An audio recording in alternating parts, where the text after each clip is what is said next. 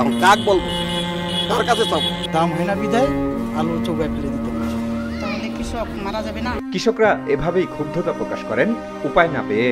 গেল বছর উচ্চ মূল্যে আলু ক্রয় করতে হলেও এবার কৃষকের উৎপাদিত টনকে টন আলু ফেলে দিচ্ছে ময়লার ভাগাড়ে। পাটি পাইলে না দিবে, বিক্রির পাটি তো নাই। অবস্থা আলুর দাম নাই, আলু ছোঁয়ার জায়গা নাই বিধায় আলু মনে যে পচে যাচ্ছে। দাম হয় না বিধায় আলু চৌকায় ফেলে দিতে হচ্ছে। প্রতি বিঘা জমিতে আলু উৎপাদনে 70 থেকে 80 হাজার টাকা খরচ হলেও এখন 20 হাজার টাকাও মিলছে না বলে অভিযোগ প্রান্তিক কৃষকের।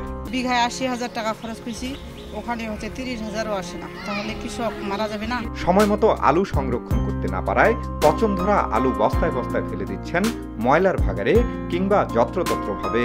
এ অবস্থায় লোকসানে পড়ে ঋণের পাল্লা ভারী হওয়ায় দুশ্চিন্তায় এখন কৃষক।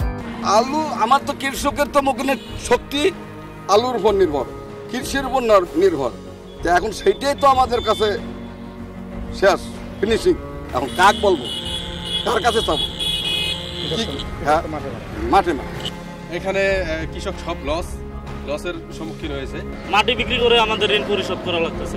অন্যদিকে কৃষি বিভাগের পক্ষ থেকে কোনো ধরনের পরামর্শ না পাওয়ারও অভিযোগ তুলেছেন তারা। বর্তমানে এখন আমাদের আলু আর থাকতেছে না, রাখাই যাচ্ছে না কোনো মতেই।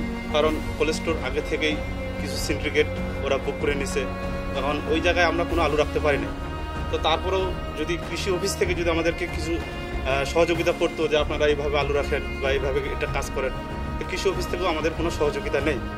যার কারণে আমরা এখন আলু অনেক বাসায় এনে রাখছি, তো কিছু দামের আশায়। এখন দেখতেছি যে আলু আর আমাদের আগের মতো টিকতেছে না বা নষ্ট হয়ে যাচ্ছে বেশি।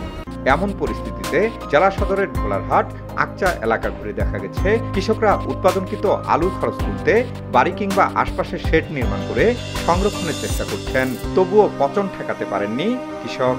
এ অবস্থায় চরম দুশ্চিন্তায় তারা। যদি সেরকম তুলনামূলকভাবে রক্ষণাবেক্ষণ করার ব্যবস্থা থাকতো তাহলে আর আলু আজকে পরিস্থিতি হতো না। আর কৃষি বিভাগ বলছে অতিরিক্ত আলু উৎপাদন হওয়ার কারণে কৃষকরা ক্ষতিগ্রস্ত হলেও নষ্ট হয়নি আলু। কৃষক কিন্তু আলু নষ্ট করতেছে না, প্রয়োজনে হচ্ছে যে তার গরুকে খাওয়াচ্ছে, কিন্তু হচ্ছে যে আলুটা নষ্ট হচ্ছে। কৃষকের আর্থিক ক্ষতি হচ্ছে কিন্তু আসলে নষ্ট হয়। কৃষি বিভাগের তথ্য বলছে গেল মৌসুমে 27,000 হেক্টর জমিতে আলুর আবাদ হয়েছে। এর বিপরীতে 8.5 লাখ মেট্রিক টন আলু উৎপাদন হয়েছে। জেলার 17টি হিমাগারের ধারণ ক্ষমতা মাত্র 1.5 লাখ মেট্রিক টন।